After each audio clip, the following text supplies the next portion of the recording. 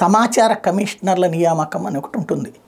సమాచార కమిషనర్లు అంటే మనం ఆర్టీఐ యాక్ట్ కింద కంప్లైంట్స్ పెడుతుంటాం కదా, అంటే మాకు సమాచారం ఇవ్వమంటే ఇవ్వట్లేదు సోన్స్ అనేది. అట్లాంటి వాటిది ఆ కింద అధికారులు వినకపోతే వాటి మీద పైన కంప్లైంట్ చేసి మాకు ఇప్పించండి అని అడగడానికి సంబంధించినటువంటిది సమాచార కమిషనర్లు ఉంటారు.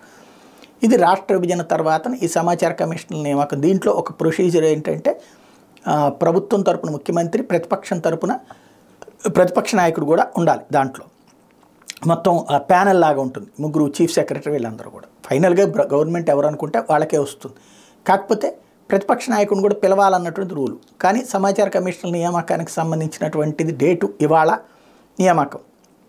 చంద్రబాబు నాయుడు గారు నాకు పిలుపు రాలేదు అని చెప్పేసి అడ్డం తిరిగారు. ఆయన అటెండ్ కావట్లేదు. వాస్తవంగా ఆయన అటెండ్ కావాలంటే కావచ్చు, కాకపోతే నిన్ననే ఒక్కరోజు ముందు ఎట్లా చెప్తారు అంటూ. వాస్తవంగా అయితే నిన్న ఢిల్లీ నుంచి వచ్చేసారు కాబట్టి ఆయన కలవచ్చు, కానీ ఒక్కరోజు ముందు అన్నారు కాబట్టి రానన్నారు, అడ్డం తిరిగారు. కాబట్టి ఇప్పుడు సమాచార కమిషనర్ల నియామకం మళ్ళీ వీళ్ళు చేసేసుకోవచ్చు కోరు ఉందని చెప్పేసి, లేదా ఇంకోసారి ఆగి మళ్ళీ ఇంకోసారి మీటింగ్ పెట్టుకునే అవకాశం ఉండొచ్చు.